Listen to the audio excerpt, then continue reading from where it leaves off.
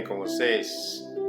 Espero que vocês tenham passado a semana bem, com a graça de Deus. Estamos mais uma vez aqui para iniciarmos mais um estudo da Palavra de Deus. Semana passada nós estudamos sobre o milênio, aprendemos muita coisa. Se você gostou do vídeo, por favor, compartilhe com seus amigos, com seus parentes, para que eles também possam se preparar para aquele grande dia. Então nós vimos que após a segunda vinda de Cristo, inicia-se o milênio. Durante este período, os salvos estarão no céu. A terra ficará sem forma e vazia. Não haverá pessoas vivas, com exceção de Satanás e seus anjos. No fim desse período, a nova Jerusalém descerá para a terra com os salvos. Satanás formará um grande exército, uma grande multidão, mas serão todos queimados com fogo e enxofre. Hoje nós vamos estudar sobre a morte. Nós vimos que a criação do homem é igual pó da terra mais sopro da vida igual alma vivente, ou seja, ser vivo. Morte do homem. Corpo volta ao pó, mas fôlego da vida volta a Deus. O ser vivo, a alma vivente, deixa de existir. O morto, ele nada sabe. Não existe entidade ou alma vagando fora do corpo. Só existe oportunidade de salvação para uma pessoa enquanto ela está viva. Na morte, o destino da pessoa está selado. Para uns, ao morrer, o indivíduo vai direto para o céu ou para o inferno.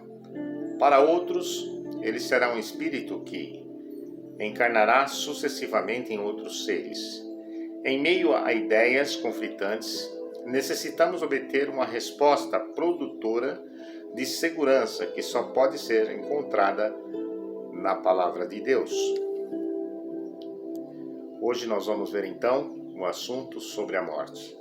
Lá em Gênesis, no capítulo 2, versículo 7, nos diz: Então formou o Senhor Deus ao homem do pó da terra e lhe soprou nas narinas e o fôlego de vida, e o homem passou a ser alma vivente.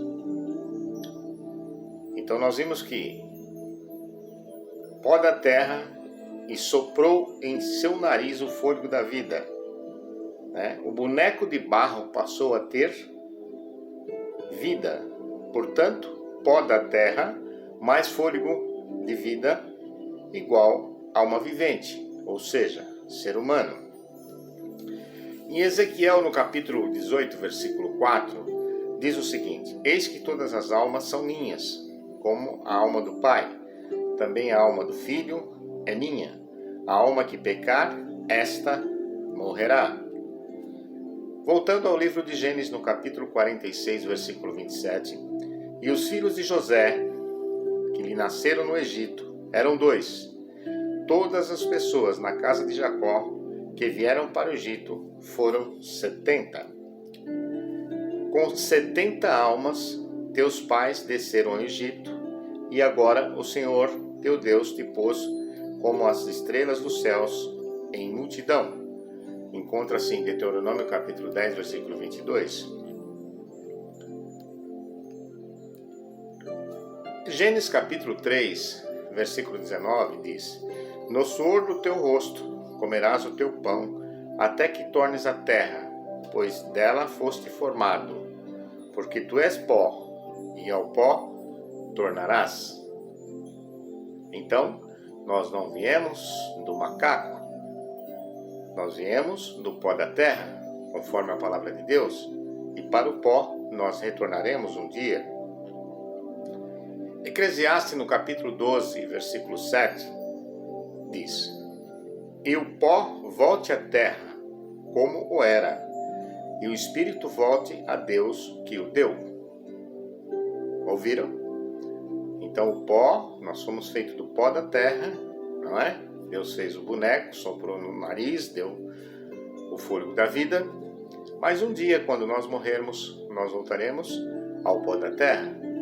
E se você pensar bem, é uma realidade, é uma grande verdade. Também em Eclesiastes, no capítulo 9, versículo 5, diz: porque os vivos sabem que hão de morrer, mas os mortos não sabem coisa nenhuma, nem tampouco terão eles recompensa, porque a sua memória jaz no esquecimento. Morreu, você não se lembra de mais nada, você não vê mais nada, você já está no esquecimento, ou seja, você não sabe de nada mais. Tudo quanto tiver a mão para fazer, faze-o conforme todas as tuas forças, porque no além para onde tu vais, não há obra, nem projetos, nem conhecimento, nem sabedoria alguma. Eclesiastes, versículo 9, capítulo 9, versículo 10. Percebe? Ficamos totalmente no esquecimento. Tal como a nuvem se desfaz e passa, aquele que desce à sepultura jamais tornará a subir. Nunca mais tornará a sua casa, nem o lugar onde habita o conhecerá jamais. Jó capítulo 7, versículo 9 e 10. Triste, né? Mas é uma realidade. Você jamais subirá de uma sepultura, nunca mais tornará a sua casa, nem o lugar onde habita o conhecerá jamais. Ou seja, você passou, acabou. Porque os tais são falsos apóstolos, obreiros, fraudulentos, transformando-se em apóstolos de Cristo. Está lá em 2 Coríntios, capítulo 11, versículo 13. Mas a pergunta é, o que acontece com a pessoa quando morre, né? Então nós estamos vendo aí tudo o que acontece com a pessoa quando morre. A Bíblia, a palavra de Deus, está nos dando a resposta. Quem unicamente possui imortalidade? O único que possui imortalidade, que habita a luz inacessível, a quem homem algum jamais viu, nem é capaz de ver. A ele honra e poder eterno. Amém. 1 Timóteo, capítulo 6, versículo 16. Somente Deus possui a imortalidade. Sob que condição o homem conservaria sua imortalidade? É uma pergunta. E em Gênesis, no capítulo 2, versículo 16 e 17, nos diz o seguinte: e o Senhor Deus lhe deu esta ordem: de toda a árvore do jardim comerás livremente, mas da árvore do conhecimento do bem e do mal não comerás, porque no dia em que dela comeres, certamente morrerás. É uma advertência, é uma ordem. Então a condição para que o homem conservasse sua imortalidade, conforme nós vimos em Gênesis no capítulo 2, versículo 16 e 17, a condição era não comer do fruto da árvore do conhecimento do bem e do mal, ou seja, obedecer, né? No livro de Romanos, no capítulo 5, versículo 12, nos diz o que o pecado ocasionou ao ser humano. Portanto, assim como por um só homem entrou o pecado no mundo, e pelo pecado a morte, assim também a morte passou a todos os homens, porque todos pecaram. Voltando lá no Jardim do Éden, quando Adão pecou, o pecado entrou para toda a terra, para todo mundo. E aí todos nós somos descendentes e pecadores de Adão, né? Ou seja, Adão pecou, nós somos descendentes, né? Nosso primeiro pai, ou seja, Adão, se ele não tivesse pecado, hoje não existiria o pecado, e eu e você não seríamos pecadores, mas como ele pecou, eu e você também somos pecadores.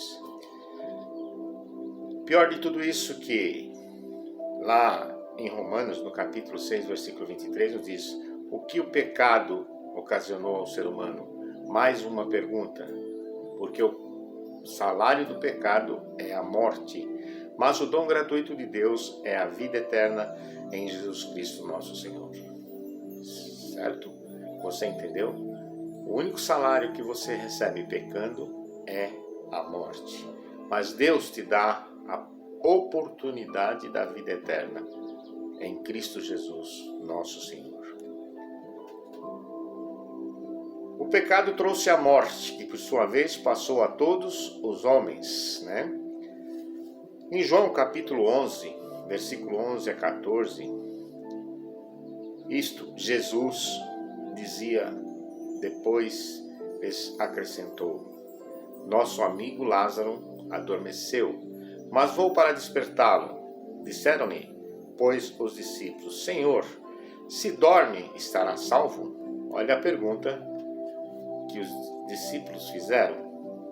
Jesus, porém, falara com respeito à morte de Lázaro, mas eles supunham que tivessem falado do repouso do sono. Então Jesus lhe disse claramente: Lázaro morreu. Continuando no livro de João, no capítulo 5, versículo 28 e 29, não vos maravilheis disto, porque vem a hora em que todos os que se acham nos túmulos ouvirão a sua voz e sairão. Os que tiverem feito o bem para a ressurreição da vida, e os que estiverem praticado o mal para a ressurreição do juízo. Então, até quando os mortos em Cristo permanecerão dormindo na sepultura? Os mortos em Cristo permanecerão dormindo na sepultura até que Jesus volte. Vou ler novamente. Não vos maravilheis disto, porque vem a hora em que todos os que se acham nos túmulos ouvirão a sua voz e sairão. Preste atenção agora. Os que tiverem feito bem para a ressurreição da vida. Que vida? A vida eterna. E os que estiverem praticado mal para a ressurreição da morte, ou seja, do juízo. Portanto, nós temos que nos preparar. Em 1 Tessalonicenses, no capítulo 4, versículo 16, nos diz: porquanto o Senhor mesmo, dada a sua palavra de ordem, ouvida a voz do arcanjo, ressoada a trombeta de Deus, descerá dos céus, e os mortos em Cristo ressuscitarão primeiro.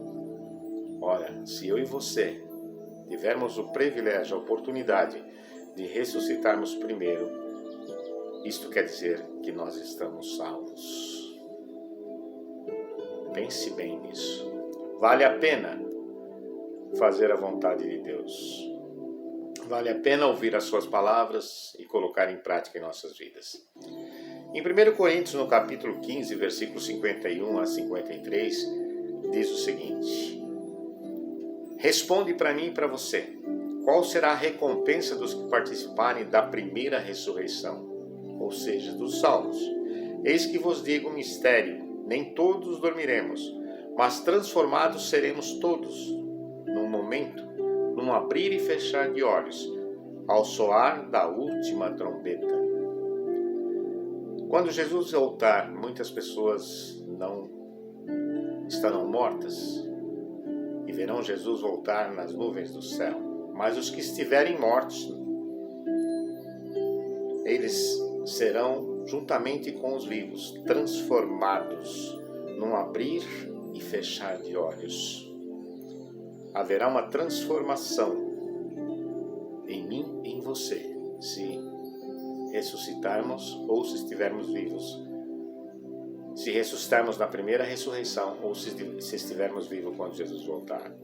A trombeta soará, os mortos ressuscitarão incorruptíveis e nós seremos transformados, porque é necessário que este corpo corruptível se revista de incorruptibilidade e que o corpo mortal se revista de imortalidade.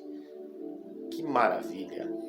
Não importa a forma que você morreu, não importa se você foi queimado, se você foi destruído pelos animais do mar, pelo peixe, pelo tubarão, não importa se você foi esbagaçado num acidente, não importa.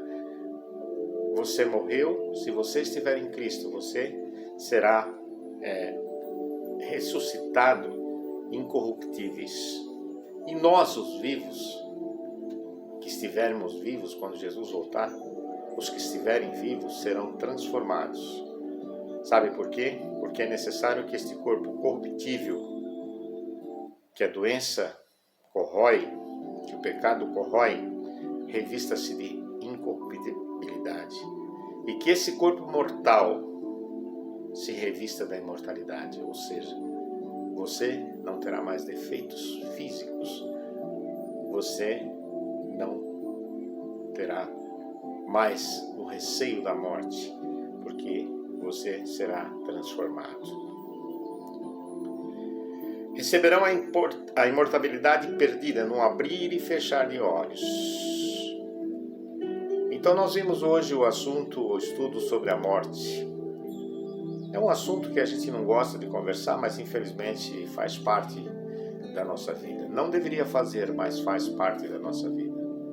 Ninguém quer morrer, ninguém quer perder uma pessoa amiga, ninguém quer perder um parente, ninguém quer perder, mas a única certeza que nós temos vivos é que um dia iremos morrer.